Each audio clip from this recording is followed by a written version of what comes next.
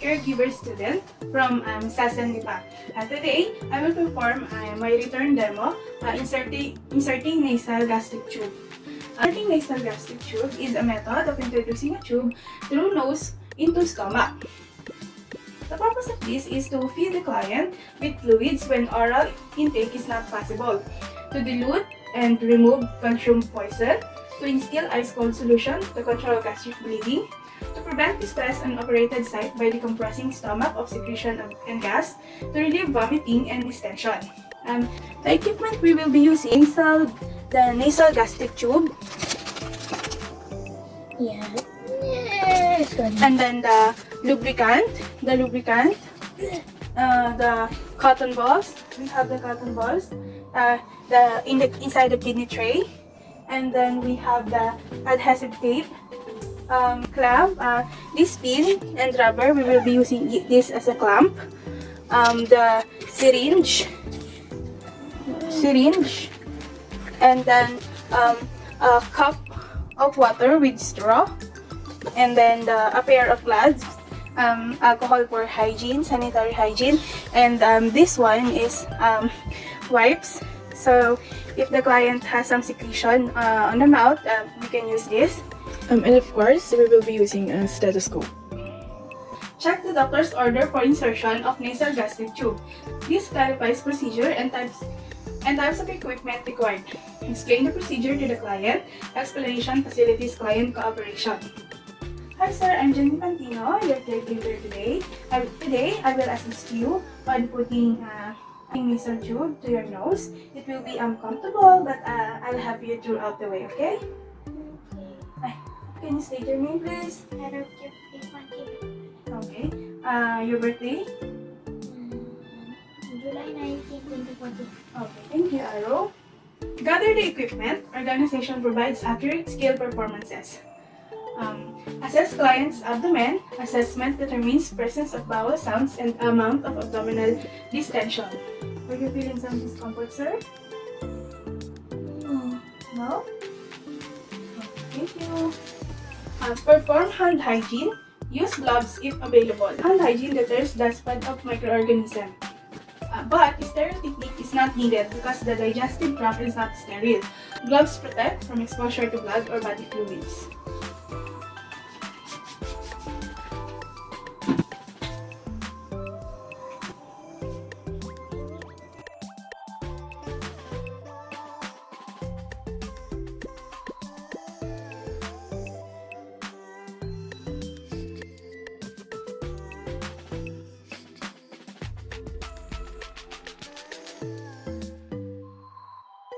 Assist the client to high Fowler's position or 45 degrees if unable to maintain upright position. Upright position is more natural for swallowing and protects against aspiration if the client should vomit. Check the nostril. Tube passes more easily through the nostril with the largest opening. I see your nostril, sir.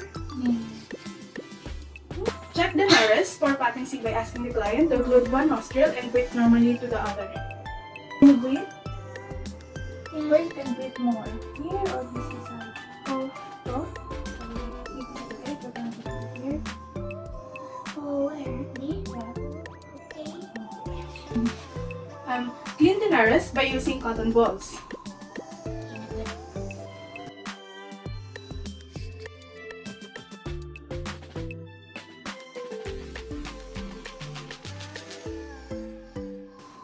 Select the nostril through which air passes more easily. I will select here. Both of his nose can breathe okay and can breathe easily and okay. So I will be using this side. I need to, because I'm here on this side, it will be also comfortable and more easy to put a tube in this right side of the nose.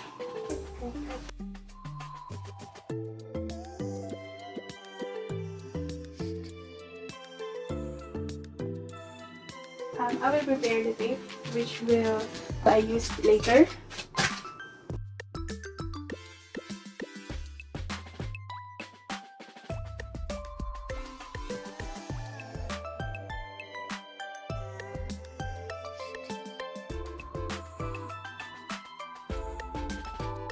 Measure the distance to insert the tube by placing.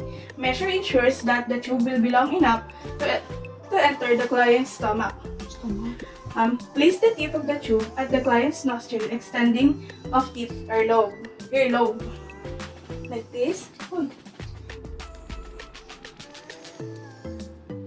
This. And then here at the earlobe. Here at the earlobe. And then extend it to the tip of sigmoid process. And then we're going to mark the tube with a marker pen or a piece of tape. Sometimes the tube has already marked with numbers, so you can easily find on how long you will insert the tube.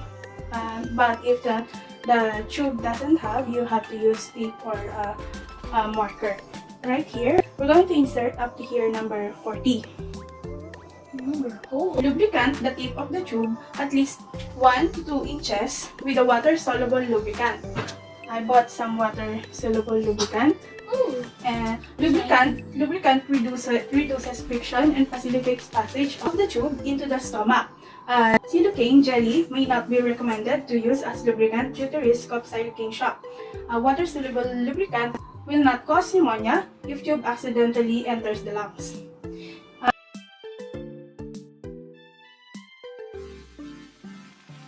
Insert the tube. Insert the tube into the nostril while directing the tube downward and backward. Following the normal contour of the nasal passage while inserting the tube reduces irritation and the likelihood of mucosal injury. The client may gag when the tube reaches the pharynx. You can also give the patient water with a straw. It will help the patient while advancing your tube inside the esophagus. You can bend the head a little bit, so it will help you in advancing the tube inside the nose. I want to try it to my kid. Let's just pretend that I am putting the tube inside the nose, and then you can insert the tube downward until it reaches the number that you marked.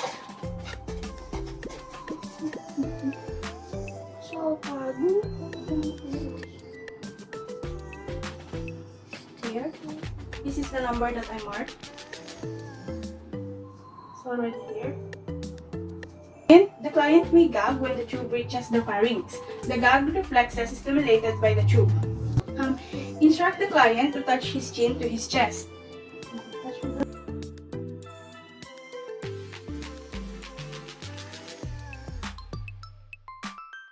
Encourage him or her to swallow even if no fluids are permitted. Swallowing helps advance the tube, causes the epiglottis to cover the opening of the trachea, and helps to eliminate gagging and coughing. Advance the tube downward and backward direction when the client swallow. You should stop when the client's breathe.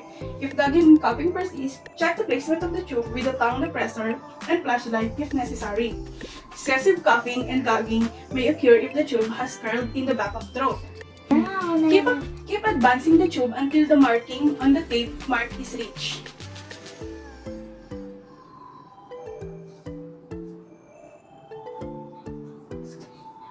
Okay. Do not force or rotate the tube if it meets resistance.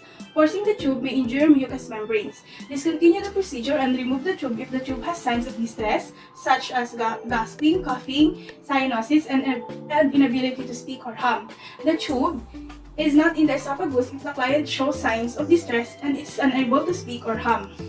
While keeping one hand on the tube, verify the tube's placement in the stomach. You can put a temporary tape in the nose.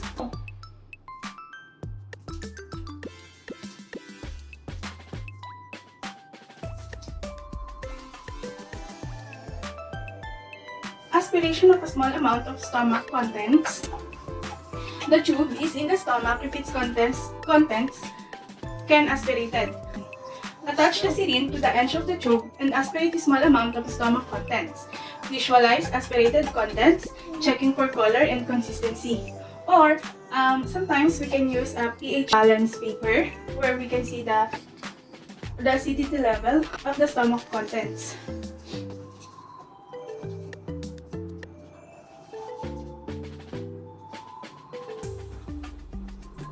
you can visualize the aspirated contents from the stomach, and also put some of the stomach contents into a paper with a pH balance, so we can check if it is the tube is reach the stomach properly. The second thing we can do to check if the tube is inside the stomach, inject a small amount of air, like 10 to 15 ml, into nasal-gastric tube while you listen with a stethoscope, approximately 3 inches or about 8 cm below the sternum. If the tube is in the stomach, you will be able to hear the air enter. You can hear a whooshing sound. If the tube is in the esophagus, injecting the air will be difficult or impossible.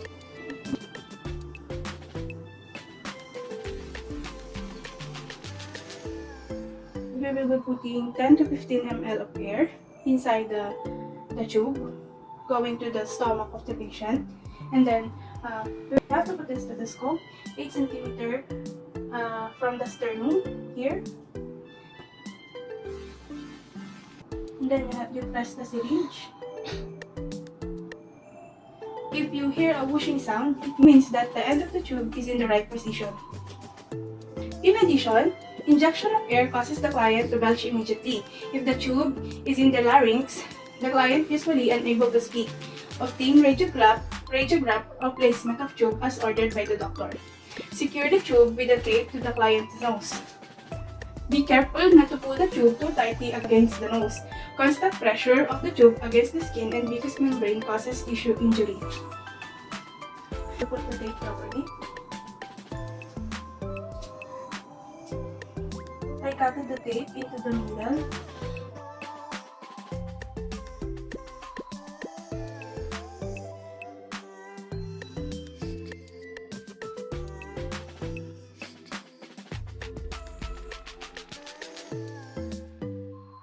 Clamp the end of the nasal-gastric tube while you bend the tube by fingers, and not to open, but bending tube prevents the inducing of secretion.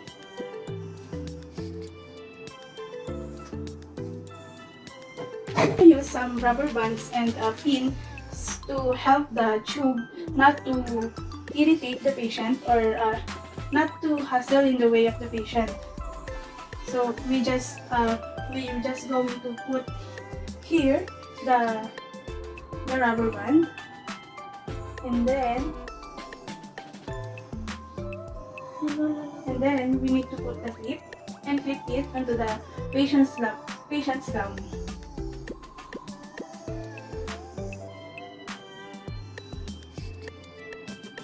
So put off and dispose the gloves. Perform hand hygiene to prevent the spread of infection.